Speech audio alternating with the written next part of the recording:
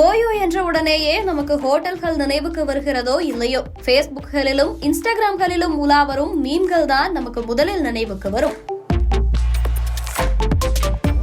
அப்படியான ஹோட்டல் முன்பதிவு நிறுவனமான ஓயோ தனது செக்-இன் விதிமுறைகளை திருத்தி அமைத்துள்ளது. அதன்படி திருமணமாகாத தம்பதிகள் ஹோட்டல்களில் செக்-இன் செய்ய தடை விதித்துள்ளது. ஓயோ ஹோட்டல்களில் தங்க வரும் தம்பதிகள் தங்களது உறவு முறைக்கான சரியான ஆதாரம் ஒன்றை சமர்ப்பிக்க வேண்டும். அவ்வாறு சமர்ப்பிக்க தவறினாலோ அல்லது உறவு முறைக்கான சரியான ஆதாரம் இல்லை என்றாலோ அவர்களது முன்பதிவு நிராகரிக்கப்படும் எனவும், திருமணமாகாத தம்பதிகள் ஓயோ ஹோட்டல்களில் தங்க இனி செக்-இன் செய்ய முடியாது எனவும் அறிவித்துள்ளது.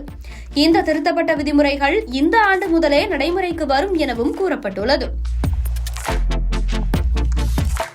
திருத்தி அமைக்கப்பட்டுள்ள வழிகாட்டுதல்களின்படி முன்பதிவு செய்யும் அனைத்து ஜோடிகளும் செக்-இன் செய்யும் போது தங்களது உறவுக்கான சரியான ஆதாரத்தை சமர்ப்பிக்க வேண்டும். இந்த விதி ஆன்லைன் முன்பதிவுகளுக்கும் பொருந்தும் எனவும் கூறப்பட்டுள்ளது.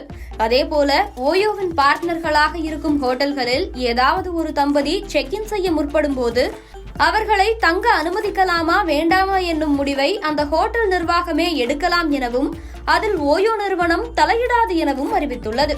அதன்படி தங்கள் பார்ட்னர் ஹோட்டல்கள் ஒரு தம்பதியை ஏற்கவோ நிராகரிக்கவோ அந்த நிர்வாகத்திற்கு முழு உரிமையையும் ஓயோ நிறுவனம் வழங்கியுள்ளது.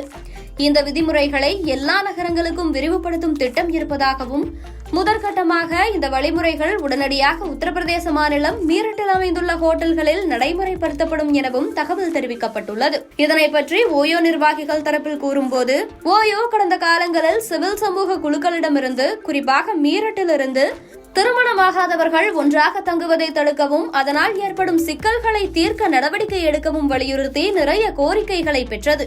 கூடுதலாக வேறு சில நகரங்களில் வசிப்பவர்களும் திருமணமாகாத தம்பதிகளை ஓயோ ஹோட்டல்களில் செக்-இன் செய்ய அனுமதிக்க கூடாது என்று மனு அளித்துள்ளனர்.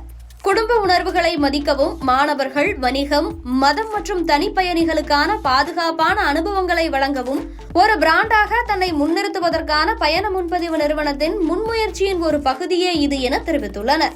மேலும் வாடிக்கையாளர்கள் நீண்ட காலம் தங்கியிருப்பதையும் மீண்டும் மீண்டும் முன்பதிவு செய்வதையும் ஊக்குவிப்பதற்கான நோக்கமாகவும் இந்த வழிமுறைகள் இருப்பதாகவும் அந்நிறுவனம் தெரிவித்துள்ளது.